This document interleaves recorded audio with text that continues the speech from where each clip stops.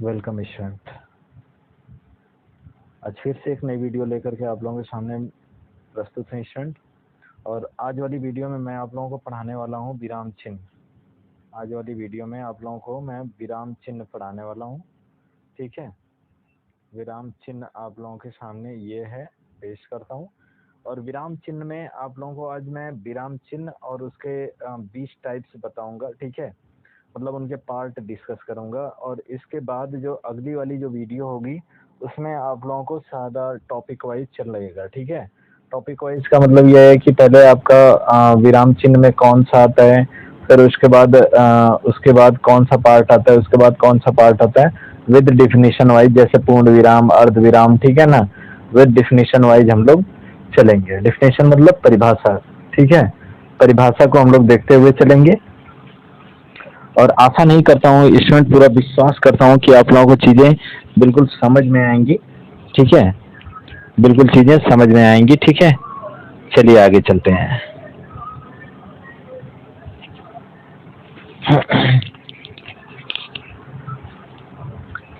चलिए आगे बढ़ते हैं स्टूडेंट। अगला आप लोगों का देखिएगा, यहाँ पर विराम चिन्ह। विराम चिन्ह का अर्थ होता है, ठीक है ना, ठहराव या रुकना। विराम चिन्ह का अर्थ क्या होता है? ठहराव या रुकना इसका अर्थ होता है। ठीक है, विराम चिन्ह का अर्थ क्या होता है? ठहराव या रुकना। अगर मैं बात करता हूँ केवल विराम चिन्ह का अर्थ, तो यहाँ पर ठहराव या रुकना इसका अर्थ हो जाएगा। ठीक है, अच्छा एक बात और पॉइंट डिनोट कर लीजिएगा। ठीक है ना, यहाँ पे मैं आपको बता रहा हूँ, यहाँ से यहाँ तक चीज, श्री कामता प्रसाद गुरुजी ने इन्हें अंग्रेजी भाषा से लिया। ठीक है ना, माना है, और जिनकी संख्या कितनी होती है? तो 20 होती है। ये पॉइंट डिनोट कर लीजिएगा। ठीक है ना, जिनकी संख्या कितनी होती है? तो 20 होती है। पूर्ण, जिनमें से अगर मैं बात करता हूं तो पूर्ण विराम को छोड़ करके, ठीक है ना, पूर्ण विराम को छोड़ करके ये क्या होती है? उनकी संख्या क्या होती है? 20 होती है। अब अगर मैं बात आगे चलता हूं तो देखो 20 प्रकार कौन कौन से हैं, ये नीचे दिया हुआ है। ठीक है, अगर मैं बात करता हूं अल्प विराम की, ठीक है, अल्प विराम की, तो अल्प विराम जैसा कि नाम से ही प्रदर्शित हो रहा है कि थोड़ी देर के लिए ठहराव। थोड़ी देर के लिए ठहराव क्या होता है? अल्प विराम कहा जाता है। ठीक है ना, थोड़ी देर के लिए ठहराव। ठीक है, थोड़ी देर के लिए ठहराव क्या होता है? तो यह अल्प विराम चिन्ह कहलाता है। ठीक है, अब इसके बाद बात करते हैं अर्ध विराम चिन्ह का। ठीक है ना, अर्ध विराम चिन्ह का। ठीक है, अब अर्ध विराम चिन्ह का मतलब यह होता है कि अल्प विराम चिन्ह से ज्यादा समय देर तक ठहरना। ठीक है ना, इससे जो है, इससे ज्यादा टाइम तक ठहरना। ठीक है ना, तो ज्यादा टाइम तक ठहरना क्या हो जाएगा? ठीक है, ज्यादा टाइम तक ठहरना क्या हो जाएगा? यह अर्ध विराम कहलाएगा। ठीक है ना, अब बात आती है आप लोगों के सामने पूर्ण विराम। पूर्ण विराम क्या होता है? देखो, पूरी तरीके से रुक जाना, पूरी तरीके से रुक जाना। ठीक है ना, पूरी तरीके से रुक जाना जो होता है वह पूर्ण विराम कहलाता है। प्रश्न चिन्ह आप लोग जानते हो कि किसी से प्रश्न करना, प्रश्न का करना। ठीक है ना, क्या करना? प्रश्न करना। ठीक है ना, किसी से प्रश्न कर रहे हो तो यह क्या हो जाएगा? यह आपका प्रश्न चिन्ह हो जाएगा। आश्चर्य या विस्मयादि बोधक चिन्ह क्या होता है? तो जैसे कि किसी भी वस्तु को, किसी दृश्य को देख करके आपके मन में आश्चर्य होना, तो यह क्या हो जाएगा? आश्चर्य या विस्मयादि बोधक चिन्ह हो जाएगा। ठीक है ना, अगला जो छठवां है वो आपका निर्देशक चिन्ह। निर्देशक चिन्ह आप लोग जानते हो, बिल्कुल पटपाई जैसा होता है, जैसे राम श्याम सीता गीता। ठीक है ना, ये सारे क्या हो जाएंगे? ये निर्देशक चिन्ह में आते हैं। ठीक है, चलिए अगला टॉपिक लेकर के चलता हूं। तो अगला इसमें दिया हुआ है 7वां कोष्ठक। यह कोष्ठक होगा, सही से लिख लीजिएगा। ठीक है ना, कोष्ठक है तो कोष्ठक देखिएगा, कोष्ठक वाले तो कोष्ठक ही रहते हैं भाई। ठीक है ना, अवतरण चिन्ह इन्वर्टेड कॉमा को कहा जाता है। ठीक है, अवतरण चिन्ह इन्वर्टेड कॉमा को कहा जाता है। ठीक है, इसके बाद अगर मैं बात करता हूँ उप विराम चिन्ह, तो उप विराम चिन्ह ये होता है जिसके बीच में क्या लग जाता है? 2 ठो बिंदी लग जाती है, तो उसे उप विराम चिन्ह कहते हैं। ठीक है ना। विवरण या आदेश चिन्ह, देखो ये होता है किसी हेडिंग के बाद लगाया जाता है विवरण या आदेश चिन्ह, इसलिए यह हेडिंग के बाद लगाया जाता है कि यह किसी की विवरण को प्रस्तुत कर सके। ठीक है।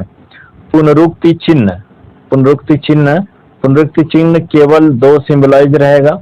यह पुनरुक्ति चिन्ह होता है लाघव या संक्षिप्त चिन्ह।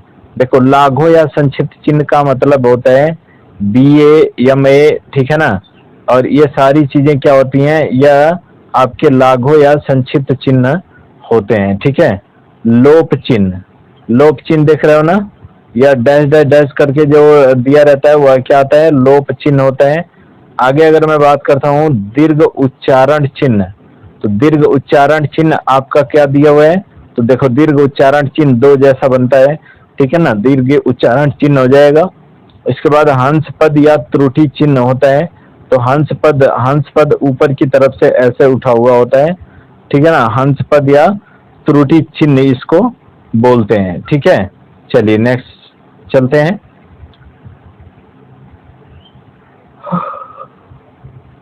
टीका चिन्ह, टीका चिन्ह में बहुत सारे टीका टिप्पणी जैसे चिन्ह आ जाते हैं। ठीक है ना। अगर मैं बात करता हूँ तुल्य सूचक, तो तुल्य सूचक में केवल बराबर का चिन्ह आता है। अगर मैं बात करता हूँ समाप्ति सूचक, तो समाप्ति सूचक में आप देख रहे हो कि इस प्रकार के चिन्ह आते हैं। ठीक है ना। रेखांकन चिन्ह, तो रेखांकन चिन्ह आप लोगों को पता होगा कि रेखांकन चिन्ह रेखा जैसा दिया रहता है। नुक्ता या पाद बिंदु, नुक्ता या पाद बिंदु यहाँ पर दिया हुआ है। नुक्ता एक बिल्कुल बिंदु के आधार पर लगाया जाता है। जैसे नुक्ता का पैटर्न देखोगे ना, जैसे अगर मैं लिख रहा हूँ कि आजमगढ़, ठीक है ना, आजमगढ़ लिख रहा हूँ, तो देखो नुक्ता यहाँ पर लगता है। ठीक है ना, तो यह क्या हो जाएगा, यह आजमगढ़ हो जाएगा। पूर्ण विराम क्या होता है, तो पूर्ण विराम का अर्थ है पूरा ठहरना। पूर्ण विराम का अर्थ होता है पूरा ठहरना, यहाँ पर लिखा हुआ है पूर्ण विराम। और पूर्ण विराम का अर्थ होता है पूरा ठहरना। ठीक है ना, यानी पूर्ण रूप से रुक जाना। ठीक है। प्रत्येक वाक्य की समाप्ति, देखो प्रयोग कहाँ पर किया जाता है, तो प्रत्येक वाक्य की समाप्ति पर इस चिन्ह का प्रयोग किया जाता है। प्रत्येक वाक्य की समाप्ति पर इस चिन्ह का प्रयोग किया जाता है। जैसे अगर मैं बात कर रहा हूँ तो मोहन पढ़ता है। ठीक है ना, जैसे क्या है, मोहन पढ़ता है, पूरा वाक्य समाप्त हो रहा है तो देखो पूर्ण विराम लग गया। ठीक है ना। राधा गाती है, तो यहाँ पे भी पूरा वाक्य समाप्त हो रहा है, पूर्ण विराम लग गया। ठीक है। सीमा सोती है, तो यहाँ पर भी पूरा वाक्य समाप्त हो रहा है, तो यहाँ पर पूर्ण विराम लग गया। ठीक है। अर्ध विराम की बात करता हूँ। अर्ध विराम देखो अल्प विराम से अधिक और पूर्ण विराम, यहाँ पर देखो ये थोड़ा सा ये मिसप्रिंट हो गया है, ये पूर्ण विराम होगा। ठीक है, ये क्या होगा, पूर्ण विराम होगा। ठीक है, यानी अल्प विराम से अधिक और पूर्ण विराम से कम ठहराव के लिए इस चिन्ह का प्रयोग किया जाता है। यानी अल्प विराम से अधिक और पूर्ण विराम से कम ठहराव के लिए इस चिन्ह का प्रयोग किया जाता है। जैसे अगर मैं उदाहरण दे देता हूं, तो उदाहरण यहाँ पर देखो, हम मंसूरी पहुंचे, हम मंसूरी पहुंचे, हाथ मुंह धोए, कपड़े बदले, शहर के लिए निकल पड़े। ठीक है ना, शहर के लिए निकल पड़े, यानी ठीक है, सैर के लिए निकल पड़े, यहाँ पर सैर कर लीजिएगा, ज्यादा ही बेटर होगा। ठीक है ना, सैर के लिए निकल पड़े। तो देखो यहाँ पर हम मंसूरी पहुंचे, मंसूरी पहुंचने के बाद हमने क्या लगाया, थोड़ा सा रुकावट हो रही है, तो यहाँ पर क्या हो जाएगा, अर्ध विराम। ठीक है ना।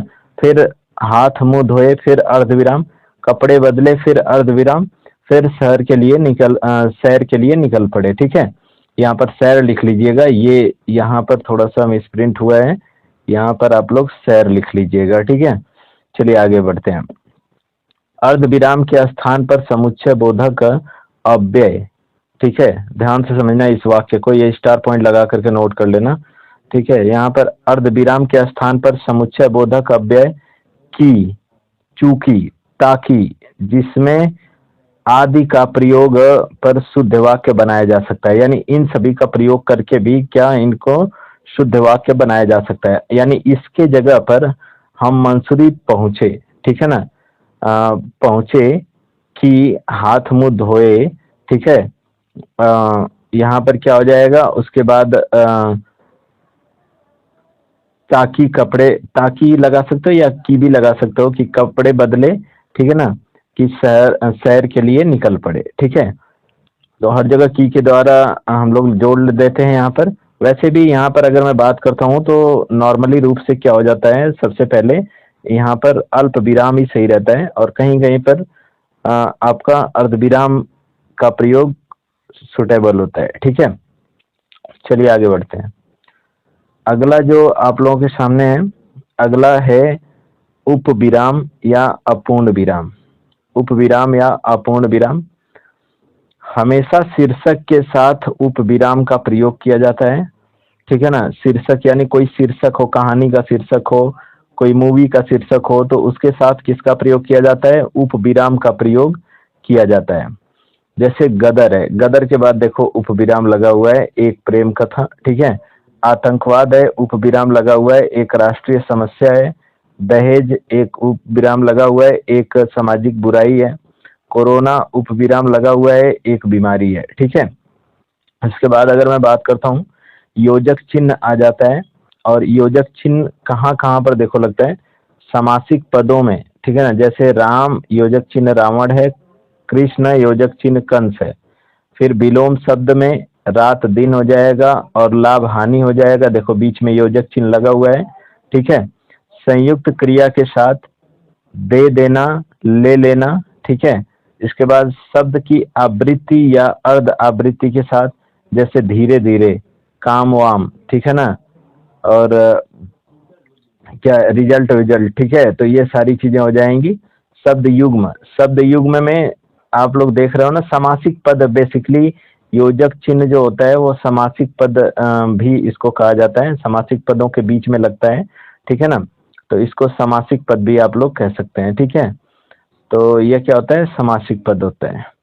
यहाँ पर जैसे माता पिता, पति पत्नी, और ये आपका हो जाएगा भाई बहन, ऐसे करके बहुत सारे हो जाएंगे, ठीक है।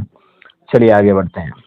अगला आप लोगों का क्या दिया हुआ है, तो अगला अवतरण चिन्ह। अवतरण चिन्ह या उद्धरण चिन्ह आता है, ये दो प्रकार के होते हैं। इसमें आता है एक इकरा चिन्ह आता है, तो ठीक है।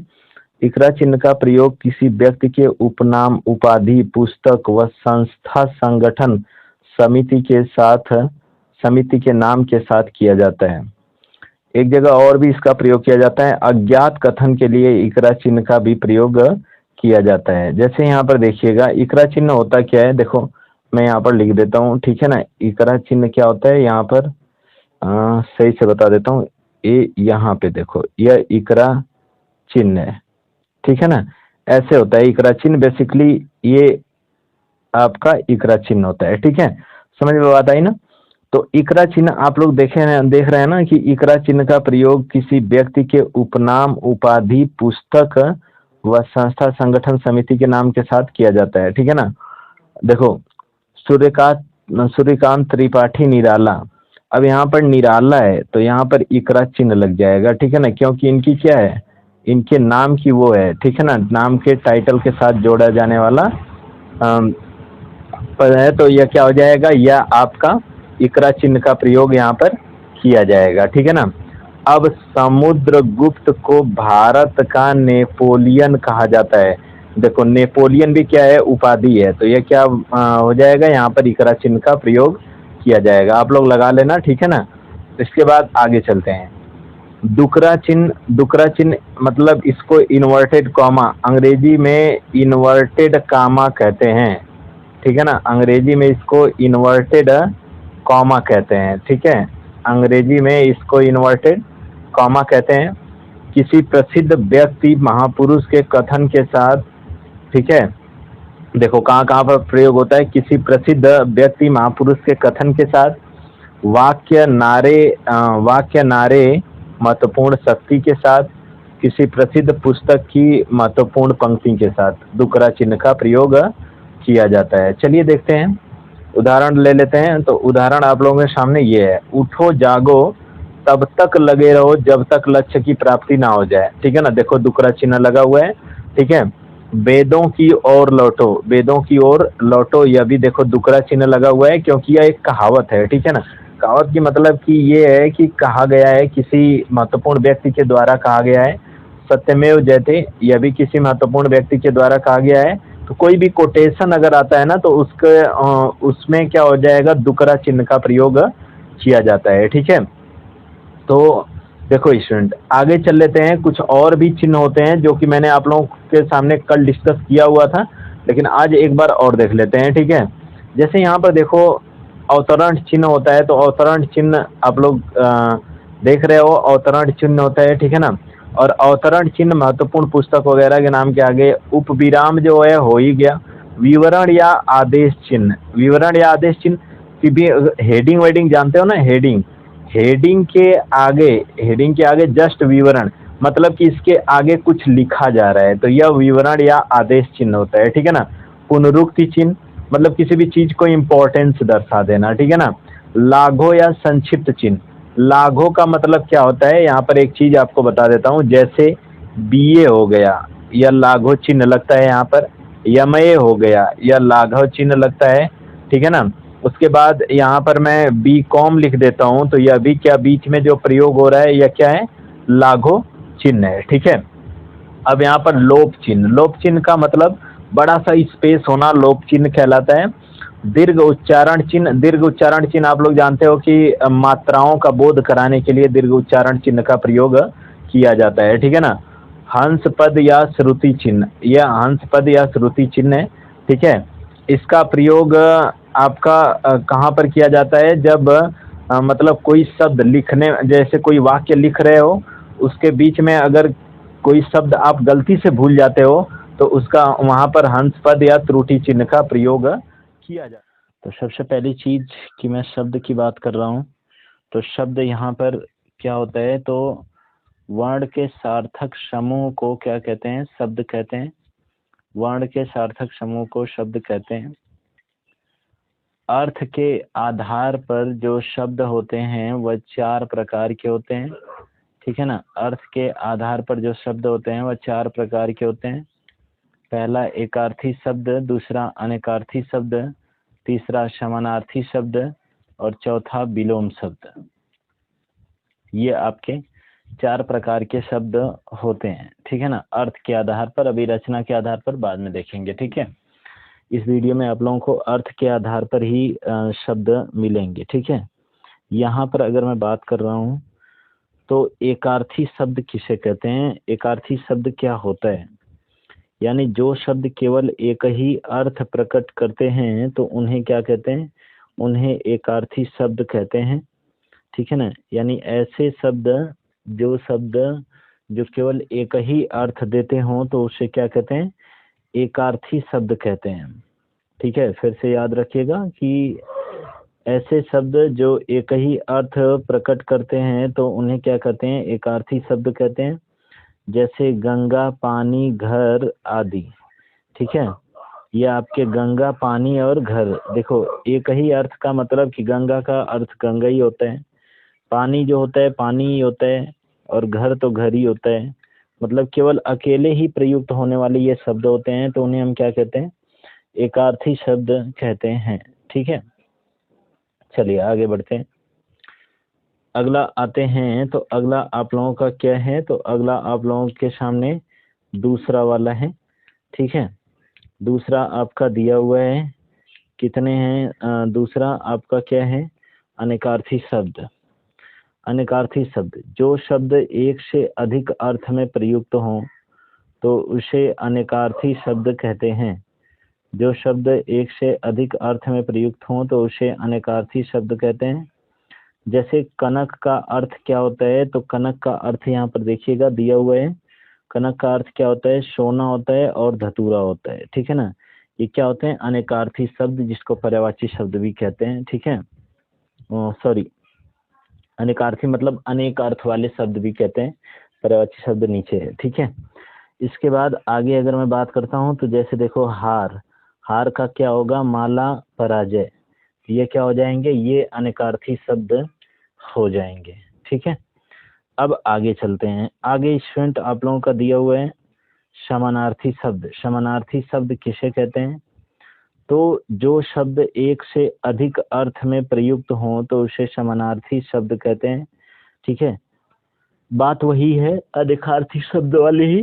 ठीक है, तो इसका डेफिनेशन याद करना बहुत बड़ी मुश्किल नहीं है। जो शब्द एक से अधिक अर्थ में प्रयुक्त हो तो उसे क्या कहते हैं, समानार्थी शब्द कहते हैं। जैसे घर का क्या होता है, तो घर का गृह, भवन, सदन इत्यादि। फूल का क्या होता है, तो पुष्प, सुमन, कुसुम इत्यादि। ठीक है, और भी बहुत सारे शब्द हो जाते हैं। इसके बाद अगर मैं बात करता हूं तो विलोम शब्द किसे कहते हैं। विलोम शब्द विपरीत अर्थ का बोध कराने वाले शब्द को विलोम शब्द कहते हैं। ठीक है ना, विपरीत अर्थ का बोध कराने वाले शब्द को विलोम शब्द कहते हैं। और यहाँ पर जैसे क्या हो जाएगा, क्रय का विक्रय। ठीक है ना, क्रय का विक्रय हो जाएगा। और जन्म का क्या हो जाएगा, मरण हो जाएगा। ठीक है, तो यह आपका क्या हो जाता है, यह आपका विलोम शब्द हो जाता है। ठीक है ना। अच्छा, अब रचना तथा व्युत्पत्ति के आधार पर शब्द कितने होते हैं, तो ये 3 प्रकार के। रचना या उत्पत्ति के आधार पर शब्द के भेद, रचना या उत्पत्ति के आधार पर शब्द के भेद कितने होते हैं, तो ये सामान्यतः 3 प्रकार के होते हैं जो आप लोगों के सामने दिख रहे होंगे। ठीक है ना, एक सेकंड, ये आपके 3 प्रकार के होते हैं। ये आपके तीनों प्रकार आप लोगों के सामने ही है। ठीक है, पहला क्या होता है, तो पहला रूढ़ शब्द या एकल शब्द होते हैं। दूसरा क्या होता है, दूसरा यौगिक शब्द होता है या व्युत्पन्न शब्द इसे कहते हैं। तीसरा जो होता है योग रूढ़ शब्द या समासिक शब्द कहते हैं इसको। पहले की अगर मैं बात करता हूँ तो रूढ़ शब्द या एकल शब्द, चलो इसका डेफिनेशन देखते हैं। रूढ़ शब्द या एकल शब्द कहते किसे हैं, तो जो सभी अखंडनीय होते हैं, यानी जो शब्द अखंडनीय होते हैं, यहाँ पर सभी नहीं शब्द रहेगा। ठीक है ना, जो शब्द अखंडनीय होते हैं तो उसे क्या कहते हैं, रूढ़ शब्द कहते हैं। जिनके और टुकड़े नहीं हो सकते हैं तो उसे हम क्या कहते हैं, रूढ़ शब्द कहते हैं। यहाँ पर आगे अगर मैं बात करता हूँ तो आगे आप लोगों का दिया हुआ है कि जिन शब्द के खंड सार्थक ना हो, जिस शब्द के खंड सार्थक ना हो तो उसे क्या कहते हैं, रूढ़ शब्द कहते हैं। जैसे आपका देखो, फल हो गया, चावल हो गया और आपका क्या, खेत हो गया, ये आपका क्या कहलाता है, यह रूढ़ शब्द में आते हैं। ठीक है ना। अब दूसरे की अगर मैं बात करता हूँ तो यह यौगिक शब्द है। ठीक है ना, दूसरा जो शब्द है वो आपका यौगिक शब्द है।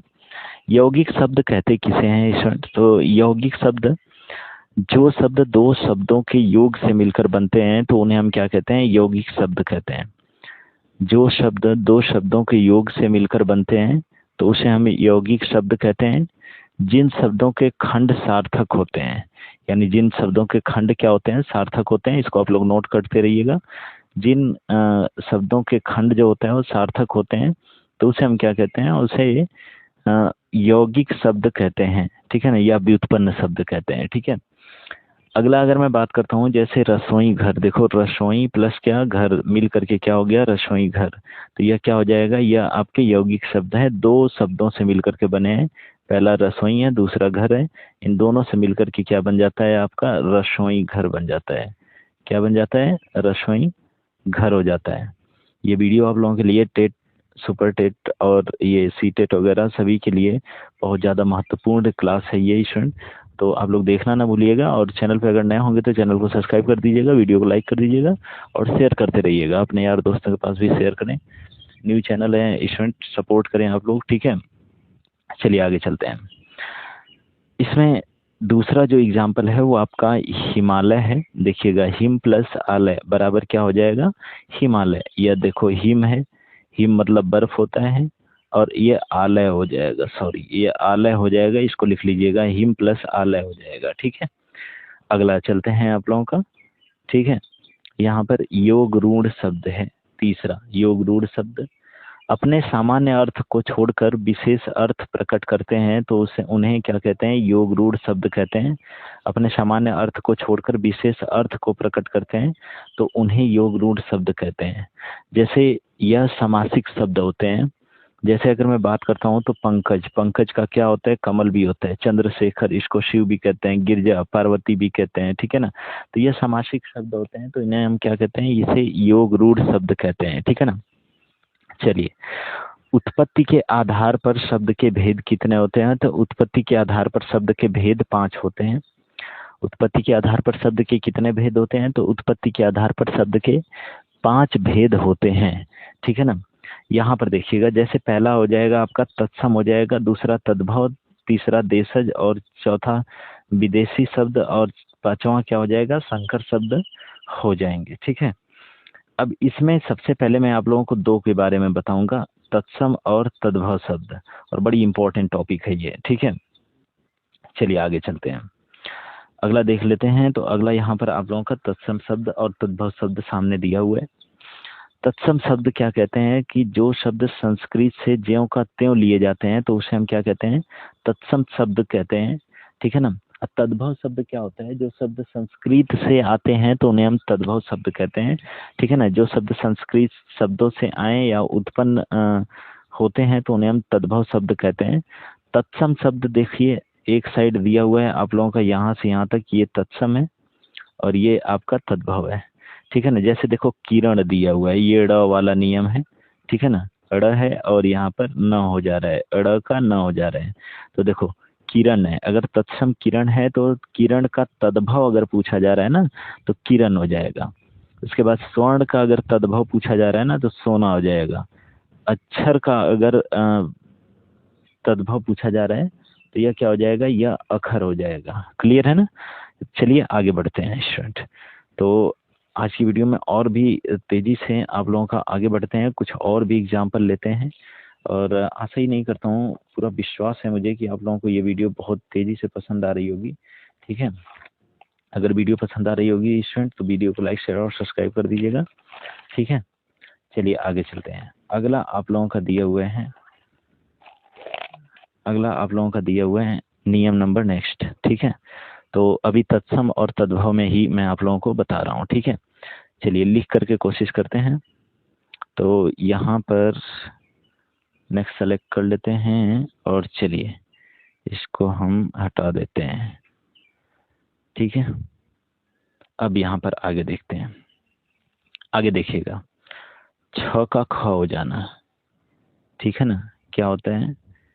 छ का ख हो जाना, छ का ख हो जाना। यह इधर ये आपका तत्सम है और ये आपका तद्भव है, ठीक है ना। ये तत्सम है, ये तद्भव है। अब यहाँ पे छ है, दिया हुआ है क्षीर, ठीक है ना, दिया हुआ है क्षीर। अच्छा, क्षीर का क्या हो जाएगा? तो यह आपका खीर हो जाएगा, ठीक है ना। क्षीर का खीर हो जाएगा। अगला अगर मैं बात कर रहा हूँ तो आपका छूर दिया हुआ है, ठीक है। छूर दिया हुआ है तो छूर का क्या हो जाएगा? छूर का खुर हो जाएगा, ठीक है ना। गाय का खुर जानते हो ना आप लोग, गाय का जो पैर वाला होता है हिस्सा, उसको खुर बोलते हैं, ठीक है। अगला परीक्षा दिया हुआ है, ठीक है। और परीक्षा, यहाँ पर परीक्षा का क्या हो जाएगा? आप लोग बताइएगा, परीक्षा का क्या हो जाएगा? तो यह आपका हो जाएगा परख हो जाएगा, ठीक है। यह आपका परख हो जाएगा। इसके बाद अगर मैं भिक्षा को लेता हूँ तो भिक्षा का क्या हो जाएगा? तो यहाँ पर भिक्षा को ले लेते हैं, भिक्षा का क्या हो जाएगा? तो भिक्षा का भीख हो जाएगा, ठीक है। साथ में लिखते भी रहिएगा आप लोग, ठीक है। भिक्षा का भीख हो जाएगा। अब चलिए आगे बढ़ते हैं। अगला आप लोगों का त्र, ठीक है। त्र का त हो जाना, ठीक है ना। ये आपका तत्सम है, ये आपका तद्भव है। अब यहाँ पर देखिएगा, जैसे दिया है धारित्री दिया है, यहाँ पर क्या दिया है? धारित्री दिया है। तो धारित्री का क्या हो जाएगा? धरती हो जाएगा, ठीक है ना। धारित्री का धरती हो जाएगा। और इसके बाद आप लोगों का दिया हुआ है नक्षत्र, ठीक है। नक्षत्र दिया हुआ है तो नक्षत्र का क्या हो जाएगा? नखत हो जाएगा, ठीक है ना। नखत हो जाएगा। इसके बाद आप लोगों का दिया हुआ है पुत्र दिया हुआ है, तो पुत्र का क्या हो जाएगा? तो पुत्र का हो जाएगा पूत, ठीक है ना। पुत्र का क्या हो जाएगा? पूत हो जाएगा। समझ में बात आ रही है आप लोगों को? अब यहाँ पर आगे बात कर लेते हैं, ठीक है। देखो, यह त्र और त से संबंधित नियम का हो चुका है। अब अगला देखते हैं। तो अगला यहाँ पर देखो, अगला आप लोगों के सामने आ जाता है व और ब, व और ब। तो व का मतलब क्या हो जाएगा? वाणिक, ठीक है ना, वाणिक। और यह वाणिक का क्या हो जाएगा? तो वाणी का बनिया हो जाता है। क्या हो जाएगा? बनिया। ठीक है ना, वाणी का बनिया हो जाता है वर्षा। ठीक है, वर्षा यहाँ पर है, और यह वर्षा का क्या हो जाएगा? वर्षा का आप लोगों का बरसात हो जाएगा। क्या हो जाएगा? बरसात यहाँ पर हो जाएगा। क्लियर है ना? बरसात हो जाएगा। बक दिया हुआ है तो बक का क्या हो जाएगा? तो यह आपका बगुला हो जाएगा। ठीक है ना, यह क्या हो जाएगा? बगुला हो जाएगा। ठीक है, यह बगुला हो जाएगा। इसके बाद आप लोगों का बानर दिया हुआ है, तो वानर का क्या हो जाएगा? वानर का हो जाएगा बंदर हो जाएगा। ठीक है ना, ये क्या हो जाएगा? बंदर हो जाएगा। ठीक है, बंदर, ये हो जाता है आप लोगों का। ठीक है, खत्म। और तत्सम और तत्सम का एक आप लोगों को पीडीएफ भी मैं दे दूंगा। आ जा रही है। तो शंकर शब्द किसे कहते हैं, यहाँ पे जरा सा देख लीजिएगा आप लोग, एक सेकेंड। शंकर शब्द किसे कहते हैं? तो वे शब्द जो दो भाषाओं के शब्दों से मिलकर के बनते हैं, तो उसे क्या कहते हैं? शंकर शब्द कहते हैं। जैसे रेलगाड़ी, टिकट घर और उड़न तस्तरी। देखो, रेल क्या है? तो रेल यहाँ पे अंग्रेजी शब्द है। ठीक है, रेल यहाँ पर अंग्रेजी शब्द है। और इसके बाद अगर मैं बात करता हूँ तो टिकट घर, ठीक है, ये भी दो अलग अलग प्रकार के शब्द हैं। उड़न तस्तरी, ठीक है ना, ये भी आपके दो अलग अलग शब्दों से मिलकर के बने हुए हैं। तो इन्हें हम क्या कहते हैं? संकर शब्द कहेंगे। ठीक है, अगला अगर मैं बात करता हूँ तो अगला क्या हो जाएगा? अगला जो है देशज, देश में जन्मा। ठीक है ना, देश में जन्मा शब्द ही क्या कहलाता है? देशज शब्द कहलाता है। जैसे अगर मैं बात करता हूँ तो तेंदुआ, लोटा, खिड़की, अचानक, घोंसला, गोंद, चप्पल, जुगनू, झरोखा, चिड़िया, घमंड इत्यादि, ये सारी चीजें क्या होती हैं? देश में जन्मी होती हैं। तो ये देश में ही प्रयोग होने वाले शब्द जो हैं, ये देश में ही शब्द प्रयोग होते हैं, तो इन्हें हम क्या कहते हैं? देशज शब्द कहते हैं। अगला अगर मैं बात करता हूँ तो अगला आप लोगों का क्या हो जाएगा? तो अगला आप लोगों का दिया हुआ है विदेशी शब्द। ठीक है ना, यहाँ पर दिया हुआ है, लिखा हुआ है विदेशी शब्द। और विदेशी शब्द क्या होता है कि विदेश से आगत शब्द को विदेशी शब्द कहते हैं। ठीक है, जैसे क्या हो जाएगा? Doctor, rail, captain, appeal, pin, biscuit, लालटेन इत्यादि, ये क्या हो जाएंगे? ये विदेशी शब्द हो जाते हैं। ठीक है ना, तो ऐसे शब्द जो अपने देश में प्रयोग किए जाते हैं उन्हें हम देशज शब्द कहते हैं। ऐसे शब्द जो विदेश से आगत शब्द हैं तो उन्हें हम क्या कहते हैं? विदेशी शब्द कहते हैं। और ऐसे शब्द जो दो शब्दों से मिलकर के बने होते हैं उसे हम क्या कहते हैं? उसे संकर शब्द कहते हैं। चलिए, कुछ देशज और विदेशी शब्द आप लोगों का दिया हुआ है यहाँ पर। देखिए, विदेशी शब्द और देशज शब्द यहाँ पर दिया हुआ है आप लोगों के सामने। ये देखो, यह आपका देशज और विदेशी शब्द दिया हुआ है। जैसे पहला अगर मैं बात करता हूँ तो पहला डॉक्टर दिया हुआ है विदेशी में, और यहाँ पर देशज शब्द में हो जाएगा चिकित्सक, डॉक्टर का चिकित्सक हो जाएगा। हॉस्पिटल है विदेशी शब्द में, और यहाँ पर क्या हो जाएगा? चिकित्सालय हो जाएगा। प्रोफेसर है विदेशी शब्द में, और देशज शब्द में व्याख्याता हो जाएगा। इंजीनियर है विदेशी शब्द में, और अभियंता यहाँ पर देशज शब्द में हो जाएगा। ठीक है, सिनेमा घर है विदेशी शब्द, और छवि घर आपका देशज शब्द हो जाएगा। स्टूडियो है विदेशी शब्द, और चित्रकला क्या हो जाएगा? यह आपका देशज शब्द में आएगा। ठीक है ना, अर्थ के आधार पर शब्दों को और भी दो प्रकार में बांटा गया है, सार्थक शब्द, निरर्थक शब्द। ठीक है ना, सार्थक शब्द में अगर मैं बात करता हूँ तो देखो, सार्थक शब्द क्या होता है? महल होता है। ठीक है ना, महल क्या है? एक सार्थक शब्द है। अगर मैं इसी को दूसरे भाषा में प्रयोग करूं तो यह क्या हो जाएगा? लहम। यह क्या हो जाएगा? निरर्थक शब्द। देखो, मैंने इसी भाषा को रिवर्स कर दिया तो ये लहम बन गया, और लहम क्या होगा? ये निरर्थक शब्द हो जाएगा। ठीक है ना, चलिए आगे चलते हैं। अगला आपका दिया हुआ है, रूपांतरण की दृष्टि से शब्दों के प्रकार दो होते हैं। ठीक है, पहला जो होता है वह विकारी शब्द होता है। जिन शब्दों का रूपांतरण लिंग, वचन और कारक के अनुसार होता है तो उसे हम विकारी शब्द कहते हैं। ठीक है ना, यानी जिन शब्दों का रूपांतरण लिंग वचन और कारक के अनुसार होता है तो उसे हम विकारी शब्द कहते हैं। और जिन शब्दों का रूपांतरण लिंग और वचन कारक के अनुसार नहीं होता है तो उसे हम अविकारी शब्द कहते हैं। समझ में आता है ना? विकारी शब्द का मतलब क्या होता है कि लिंग वचन और कारक के अनुसार, ठीक है ना, इनका रूपांतरण किया जाता है। तो मतलब बेसिकली अगर मैं बात करता हूँ तो इसमें लिंग वचन और कारक का होना ही पाया जाता है, तो उसे हम क्या कहते हैं? विकारी शब्द कहते हैं। और जिन शब्दों में लिंग वचन और कारक का रूपांतरण का होना नहीं पाया जाता है तो उसे हम अविकारी शब्द कहते हैं। ठीक है ना, अविकारी शब्द कहते हैं। जैसे क्या हो जाएगा? उदाहरण, लड़का खाना खा रहा है।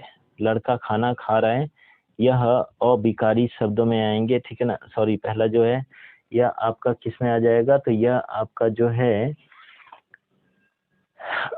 एक सेकेंड, चलिएगा देखिएगा, यहाँ पर देखिएगा जिस पर मतलब सभी चीजों का प्रभाव पड़ रहा है तो ये क्या हो जाएंगे? विकारी।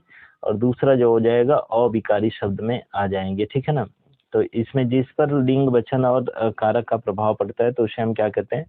अविकारी शब्द कहते हैं, जैसा कि आप लोगों का दिया हुआ है। ठीक है, आप लोगों के सामने खुल चुका है। काल क्या होता है? तो क्रिया के जिस रूप से उसके होने या करने के समय का ज्ञान होता है तो उसे हम क्या कहते हैं? तो उसे हम काल कहते हैं। यहाँ पे दिया हुआ है, देखिए, क्रिया के जिस रूप से हम ये भी कहते हैं कि समय की जानकारी करने वाले को क्या कहते हैं? काल कहते हैं। ये भी आप बोल सकते हो। ठीक है, वैसे तो ये हो जाएगा कि क्रिया के जिस रूप से उसके होने या करने से समय का ज्ञान हो तो उसे क्या कहते हैं? काल कहते हैं, काल। ठीक है ना, ये कॉल लिखा हुआ है, काल, काल होगा, काल, हिंदी का काल, सही कर लीजिएगा उसको। ठीक है, अब यहाँ पर अगर मैं बात करता हूँ तो काल के भेद, देखो, काल के भेद जो हैं वह 3 प्रकार के होते हैं। काल के जो भेद हैं ये कितने प्रकार के होते हैं? तो यह 3 प्रकार के होते हैं।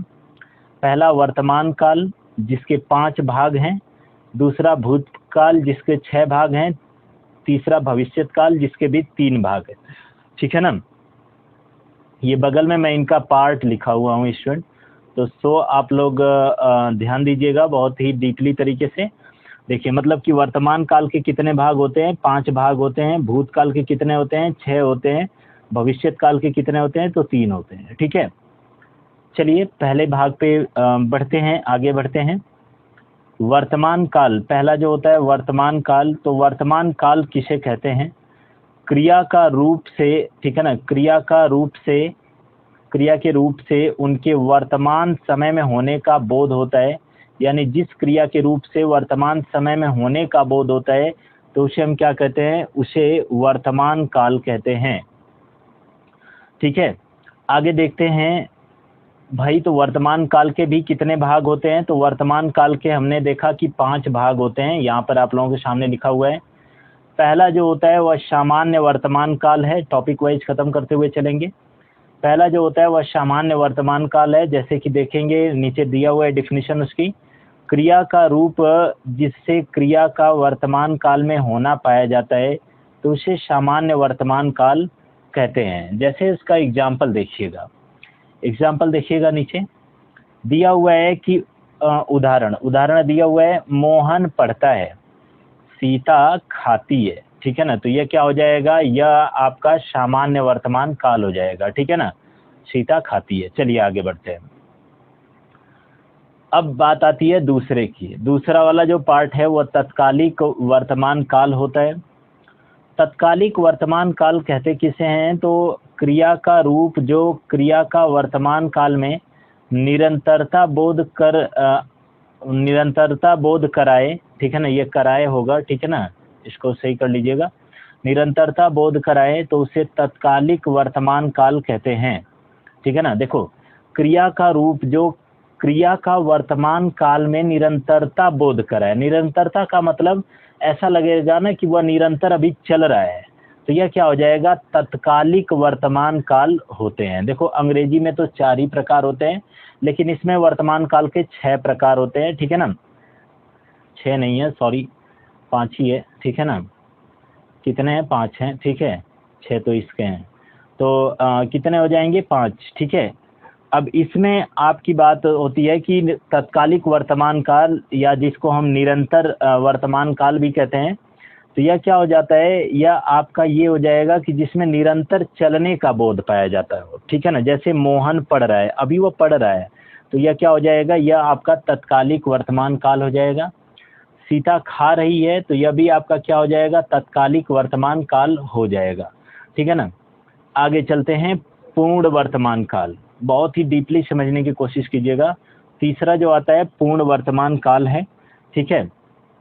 और ये पूर्ण वर्तमान काल कहते किसे हैं, देखिएगा इसमें पूर्ण वर्तमान काल कहते किसे हैं, तो क्रिया का वह रूप जो क्रिया का वर्तमान काल में पूर्णता, ठीक है ना, क्रिया का वर्तमान काल में पूर्णता, ठीक है, क्रिया का वर्तमान काल में पूर्णता समाप्ति का बोध कराए तो उसे क्या कहते हैं, पूर्ण वर्तमान काल कहते हैं। पूर्णता या समाप्ति होने का बोध कराए तो उसे पूर्ण वर्तमान काल कहते हैं।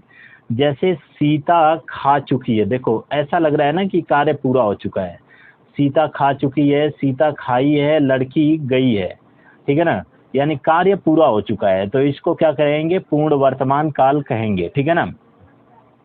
बात आती है संदिग्ध वर्तमान काल। संदिग्ध वर्तमान काल क्या होता है, तो क्रिया का वह रूप जो क्रिया का वर्तमान काल में होने में, ठीक है ना, क्रिया का वह रूप जो क्रिया के वर्तमान काल में होने में संदेह का बोध कराए तो उसे संदिग्ध वर्तमान काल कहते हैं, ठीक है ना। संदेह का बोध कराए तो उसे संदिग्ध वर्तमान काल कहते हैं। जैसे देखोगे तो मोहन पढ़ता होगा, संदिग्ध का मतलब संदेह का होना, ठीक है ना। मोहन पढ़ता होगा, कोई क्लियर नहीं है कि पढ़ रहा होगा, ठीक है ना, पढ़ता होगा, ठीक है। और यहाँ पर क्या हो जाएगा, सीता खाती होगी, ठीक है, तो यह क्या हो जाएगा, संदिग्ध वर्तमान काल हो जाता है। चलिए आगे बढ़ते हैं, अगला देखते हैं। अगला है आपका संभाव्य वर्तमान काल। संभाव्य की बात आती है तो संभावना से रिलेट हो जाती है, ठीक है ना। अब यहाँ पर अगर मैं बात करता हूँ कि क्रिया का वह रूप जो क्रिया के वर्तमान काल में पूरा होने की संभावना व्यक्त करे, ठीक है ना, क्रिया के वर्तमान काल में पूरा होने की संभावना व्यक्त करे तो उसे क्या कहते हैं, तो उसे संभाव्य वर्तमान काल कहते हैं।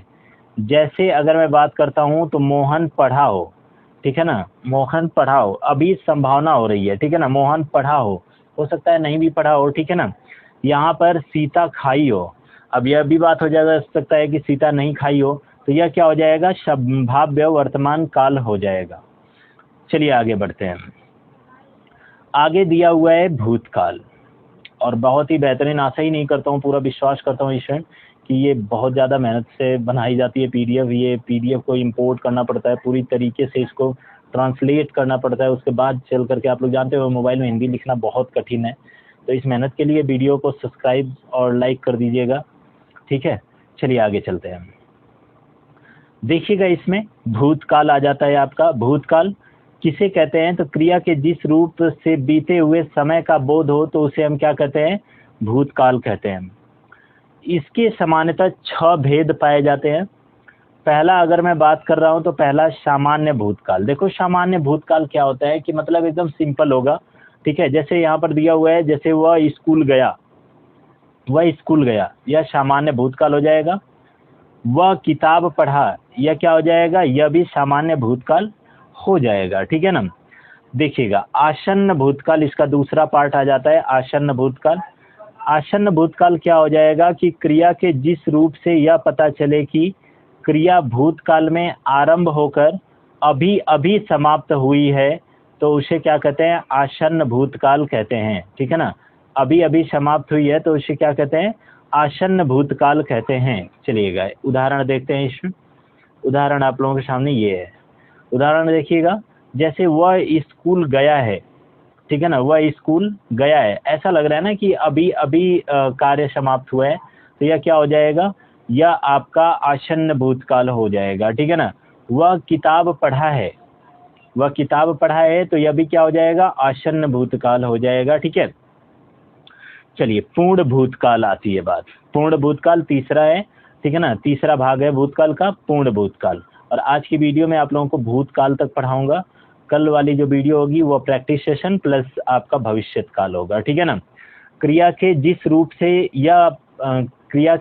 से यह पता चले कि कार्य भूतकाल में, यहाँ पर थोड़ा करेक्शन कर लीजिएगा, यह रहेगा, ठीक है ना, यह रहेगा, ठीक है। चलिए, यह पता चले कि कार्य भूतकाल में ही पूर्ण या समाप्त हो चुका है तो उसे पूर्ण भूतकाल कहते हैं। जैसे क्या हो जाएगा, जैसे उसने खाना खाया था, ठीक है ना, जैसे उसने खाया था, तो यहाँ पर क्या हो जाएगा, यह पूर्ण भूतकाल, खाया था मतलब खा चुका था, ठीक है ना। गीता ने गाना गाया था, ठीक है ना, तो यह क्या हो जाएगा, यह पूर्ण भूतकाल में आ जाएगा, ठीक है। अपूर्ण भूतकाल की बात मैं करता हूं, तो अपूर्ण भूतकाल का मतलब ऐसा लगेगा कि अभी कार्य पूरा तरीके से भूतकाल में पूर्ण नहीं हो चुका है, ठीक है ना। जैसे देखो, क्रिया के जिस रूप से भूतकाल में काम के होने का बोध हो किंतु उसकी पूर्णता का पता न चले तो उसे अपूर्ण भूतकाल कहते हैं। जैसे गौरव खाना खा रहा था, देखो अपूर्ण है, ये अभी खाना खा ही रहा है, ठीक है ना। गौरव खाना खा रहा था, ठीक है ना। लड़के गाना गा रहे थे, तो यह क्या हो जाएगा, यह अपूर्ण भूतकाल हो जाएगा, ठीक है ना।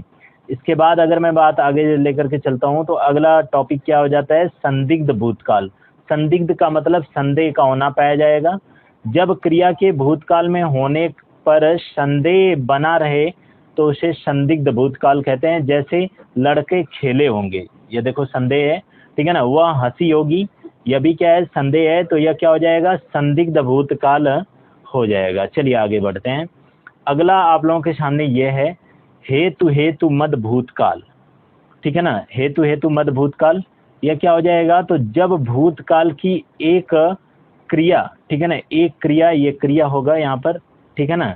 जब भूतकाल की एक क्रिया दूसरी क्रिया पर निर्भर हो तो उसे क्या कहते हैं, तो उसे हेतु मद भूतकाल कहते हैं, ठीक है ना। जैसे उदाहरण, वह आता तो काम बन जाता, यदि वह दौड़ता तो पतला होता, यदि शिक्षक आते तो बच्चे पढ़ते। यह क्या हो जाएगा, ये सारी की सारी चीजें ये आ जाएंगी। काल हेतु कहते हैं, तो भविष्य काल क्रिया के जिस रूप से आने वाले समय में उसके करने या होने का बोध हो तो उसे भविष्य काल कहते हैं। क्रिया के जिस रूप से आने वाले समय में उसके करने या होने का बोध पाया जाता है तो उसे हम क्या कहते हैं, भविष्य काल कहते हैं, ठीक है ना। पहला जो होता है भविष्य काल, वह सामान्य भविष्य काल होता है। सामान्य भविष्य काल होता है, जैसे अगर मैं बात कर रहा हूँ तो यह क्या हो जाएगा, मोहन पढ़ेगा। दूसरे की अगर मैं बात कर रहा हूँ तो राधा नाचेगी, यह आपके क्या है, यह सामान्य भविष्य काल में आता है, जिसमें बिल्कुल समानता पाई जाती है, ठीक है ना। केवल बिल्कुल सिंपल फॉर्म पाया जाएगा तो वह सामान्य भविष्य काल कहा जाता है। आगे अगर मैं बात कर रहा हूँ तो संभाव्य भविष्य काल, तो संभाव्य भविष्य काल क्या होता है, क्रिया के यहाँ पर जिस होगा, ठीक है ना। क्रिया के जिस रूप से क्रिया का आने वाले समय में या करने की संभावना पाई जाती है तो उसे संभाव्य भविष्य काल कहते हैं। जैसे शायद मोहन पढ़ेगा, जैसे शायद मोहन पढ़ेगा, यह क्या हो जाएगा, संभाव्य भविष्य काल हो जाएगा। और दूसरा अगर वाक्य देखें तो हो सकता है शाम को वर्षा हो जाए, ठीक है, यह भी क्या हो जाएगा, संभाव्य भविष्य काल हो जाएगा। संभव है मैं कल ना आऊं, तो यह भी क्या हो जाएगा, यह भी भविष्य काल हो जाएगा, ठीक है ना। चलिए आगे चलते हैं, अगला देखते हैं। तो अगला आपका आता है, ये तीन ही प्रकार के होते हैं, कल ही मैंने बता चुका था कि ये तीन ही प्रकार के होते हैं। और हेतु मद भविष्य काल, ये आपका तीसरा है, और यहीं तक आप लोगों का पूरा काल समाप्त हो जाएगा, ठीक है ना। देखिएगा इसके बाद कुछ प्रैक्टिस सेशन के क्वेश्चन लिया हुआ हूँ, और आगे आने वाली जो वीडियो आप लोगों को मिलेगी वह वाक्य से संबंधित मिलेगी। आशा नहीं, पूरा विश्वास करता हूँ स्टूडेंट कि आप लोगों को बहुत ही बेहतरीन तरीके से समझ में आ रहा होगा, ठीक है ना। चीज़ें और भी सुधारने की कोशिश कर रहा हूँ, तो बहुत ही जल्दी ही सारी चीज़ें एक्यूरेट हो जाएंगी, ठीक है। हेतु मद भविष्य काल, ठीक है। देखिएगा यहाँ पर, जब भविष्य काल की एक क्रिया का होना दूसरी क्रिया पर निर्भर करे तो उसे हेतु हेतु मद भविष्यत काल कहते हैं, हेतु हेतु मद भविष्यत काल कहते हैं। जैसे दिया हुआ है कि देखो, यदि तुम पढ़ोगे तो अवश्य सफल होगे, ठीक है ना, यदि तुम पढ़ोगे तो अवश्य सफल होगे, यह क्या हो जाएगा, यह भी आपका हेतु हेतु मद भविष्यत काल हो जाएगा। क्यों? क्योंकि देखो एक काम के बाद दूसरे काम का होना पाया जा रहा है, अर्थात ये भी हम कह सकते हैं कि यहाँ पर देख रहे हो ना, यहाँ पर एक काम के बाद दूसरे काम का होना पाया जा रहा है, अर्थात हम ये भी कह सकते हैं कि एक जो वाक्य है वो दूसरे पर निर्भर होना, यानी एक क्रिया पर का दूसरे पर निर्भर होना भी क्या कहा जाएगा, हेतु हेतु मद भविष्यत काल कहा जाएगा, ठीक है ना। जैसे यहाँ पर दूसरा एग्जाम्पल दिया हुआ है, तो दूसरा क्या है, यदि तुम ज़्यादा खाओगे तो मोटे हो जाओगे। और भी अगर एग्जाम्पल मैं देता हूँ तो और भी लिख लीजिएगा आप लोग वहीं पर, ठीक है ना। यदि आप सोओगे तो बहुत कुछ खो दोगे, ठीक है ना, अगर यदि तुम सोओगे तो बहुत कुछ खो दोगे, ठीक है। आगे बात करते हैं। देखिए स्टूडेंट्स, और वीडियो पर जो लोग भी नए होंगे उनको सब्सक्राइब कर दीजिएगा, वीडियो को सब्सक्राइब कर दीजिएगा, मतलब चैनल को सब्सक्राइब कर दीजिएगा, और वीडियो को लाइक कर दीजिएगा स्टूडेंट, और इसको शेयर भी कर दीजिएगा अपने यार दोस्तों के पास, शेयर भी कर दिया कीजिए, ये कहने की ज़रूरत ना पड़ा करे, ठीक है ना। मुझे केवल टॉपिक कवर करना है, मैं आप लोगों का टॉपिक कवर करके बिल्कुल जल्दी ही हिंदी समाप्त हो जाएगी आप लोगों की, और इससे भी बेहतरीन टॉपिक अभी भी बची हुई है, अलंकार बचा हुआ है, रस बचा हुआ है, तो बहुत ही बेहतरीन तरीके से पढ़ाऊंगा, ठीक है। चलिए आगे चलते हैं। अगला कुछ क्वेश्चन है आप लोगों के सामने, कुछ क्वेश्चन है, प्रैक्टिस सेट देखते हैं। जैसे सुरेश गा रहा था, सुरेश गा रहा था वाक्य में संबंध है, ठीक है ना, सुरेश गा रहा था वाक्य में संबंध है, बताइए। 4 ऑप्शन दिए गए हैं आप लोगों के सामने, तो आप लोग बताइएगा 4 ऑप्शन में से कौन सा सही हो जाएगा। पहला दिया है पूर्ण भूत, दूसरा दिया है अपूर्ण भूत दिया हुआ है, और तीसरा दिया हुआ है संदिग्ध भूत, और चौथा दिया हुआ है आसन्न भूत दिया हुआ है, यह आसन्न होगा, ठीक है ना, यह आसन्न भूत होगा, ठीक है। अब बात आती है, देखिए इसमें से कौन सा सही होगा। दिया हुआ है कि सुरेश गीत गा रहा था, ठीक है ना, सुरेश गीत गा रहा था में कौन सा संबंध हो जाएगा, में कौन सा संबंध हो जाएगा, तो यहाँ पर आगे देखते हैं, ठीक है, यहाँ पर आगे देखते हैं। यहाँ पर सुरेश गीत गा रहा था वाक्य में कौन सा संबंध है, आप लोग जरा सोचिए कि इसमें से कौन सा सही हो जाएगा। तो अभी देखिए गीत गा रहा था, पूरा खत्म नहीं हुआ है बात, ठीक है ना, तो यह क्या हो जाएगा, यह अपूर्ण भूत हो जाएगा, क्लियर है ना, यह अपूर्ण भूत हो जाएगा। इसके बाद अगर मैं अगला की बात कर रहा हूँ, मतलब ऑप्शन नंबर बी आप लोगों का सही हो जाएगा। काल का सामान्य अर्थ है, दूसरा वाला यहाँ पर वाक्य दिया हुआ है कि काल का सामान्य अर्थ है, ठीक है ना, काल का सामान्य अर्थ है, यहाँ पर दूसरा वाला दिया हुआ है, ठीक है, काल का सामान्य अर्थ है, इसका दूसरा वाला दिया हुआ है। तो यहाँ पर क्या हो जाएगा, देखो काल का सामान्य अर्थ जो होता है वह समय से लगाया जाता है, तो ऑप्शन नंबर ए सही है, ठीक है ना, धातु नहीं होगा, पदार्थ भी नहीं होगा, संज्ञा भी नहीं होगा, ठीक है ना, तो यह क्या हो जाएगा, इसका समय हो जाएगा, ठीक है। अब इनमें भूतकाल का उदाहरण है, ठीक है ना, इनमें भूतकाल का उदाहरण है, तीसरा क्वेश्चन आ जाता है, इनमें भूतकाल का उदाहरण है। जैसे पहला दिया हुआ है, वह पढ़ता है, वह पढ़ा, वह पढ़ेगा, इनमें से कोई नहीं, ठीक है ना। देखिए इसमें कौन सा सही हो जाएगा, तो देखिए वह पढ़ा, ये जो है यह भूतकाल का उदाहरण है, ठीक है ना। क्वेश्चन नंबर 4 देख लेते हैं स्टूडेंट, क्वेश्चन नंबर 4 देख लेते हैं। क्वेश्चन नंबर 4 दिया हुआ है कि भूतकाल के भेद हैं, भूतकाल के कितने भेद होते हैं, तो भूतकाल के मैंने आप लोगों को पहले ही बता चुका है कि भूतकाल के जो भेद होते हैं वह 6 प्रकार के होते हैं, ठीक है ना, 6 प्रकार के होते हैं, भूतकाल के 6 भेद होते हैं, ठीक है। अब इसके बाद पांचवा जो है वह दिया हुआ है रमेश आता होगा, तो वाक्य से संबंध काल है, ठीक है ना, संबंधित काल है, तो कौन सा काल हो जाएगा, रमेश आता होगा, ठीक है, कौन सा काल हो जाएगा, तो यह संदिग्ध वर्तमान काल हो जाएगा, क्या हो जाएगा, संदिग्ध वर्तमान काल इसका सही ऑप्शन हो जाएगा। आज के लिए इतना ही स्टूडेंट, मिलते हैं नेक्स्ट वीडियो में, तब तक के लिए धन्यवाद। चैनल पे अगर नए होंगे तो चैनल को सब्सक्राइब कर दीजिएगा, बेल आइकन को प्रेस करके नोटिफिकेशन की बटन को ऑन कर लीजिएगा, ताकि आप लोगों को समय पर नोटिफिकेशन मिलती रहे क्लास अपलोड होते। वैसे तो आप लोगों के लिए क्लास की जो टाइमिंग है वह रात को 8 बजे है, ठीक है ना। करियर पॉइंट 89 पे 8 बजे मिलेगा। एक मेरा और चैनल है, सिर्फ उस पर हिंदी की ही वीडियो जाती है, तो उस पर अगर केवल हिंदी की देखना चाहते हो तो उस चैनल को भी सब्सक्राइब कर लीजिएगा। उस चैनल पे केवल हिंदी की वीडियो आप लोगों को मिलेगी और कुछ भी नहीं है, मतलब इधर उधर का कुछ भी नहीं, डायरेक्ट जाओगे हिंदी की वीडियो मिलेगी। वैसे ये वीडियो 2 चीज़ों पे मिलेंगी, एक तो करियर पॉइंट 89 पे, एक मेरा और चैनल है, वो आप लोग जा करके डिस्क्रिप्शन में सर्च कर सकते हो, डिस्क्रिप्शन में लिंक उसका दे दूंगा, ठीक है ना। ये है विपिन सर, ठीक है ना, विपिन सर हिंदी क्लासेज ऐसे लिखा हुआ है, वहीं पर आप लोगों को मिल जाएगा, ठीक है ना। डिस्क्रिप्शन में इसका लिंक दे दूंगा, हिंदी क्लासेज है, ठीक है। इस पे केवल आप लोगों को हिंदी की वीडियो ही मिलेगी, ठीक है ना। बहुत ही महत्वपूर्ण टॉपिक कवर करवाऊंगा, ठीक है। तो ये वीडियो आप लोगों के 2 चैनल पे जाएगी, ठीक है ना। तो आप लोग उस चैनल को भी सब्सक्राइब कर लीजिएगा और सपोर्ट कीजिएगा स्टूडेंट, नया चैनल है, हिंदी का ही है, ठीक है ना। तो और हाँ, इस वाले चैनल पे जो विपिन सर हिंदी क्लासेज है, इस वाले चैनल पे आपको पर डे 7 बजे रात को 7 PM 7 बजे रात को आपको वीडियो मिल जाया करेगी। और करियर पॉइंट 89 को तो आप लोग जानते ही हो, उस पर 8 बजे रात को ये वीडियो आप लोगों को मिल जाया करेगी। तो आप लोग ये चीज़ें 2 जगह से देख सकते हो। तो आज के लिए इतना ही, मिलते हैं नेक्स्ट वीडियो में, तब तक के लिए धन्यवाद।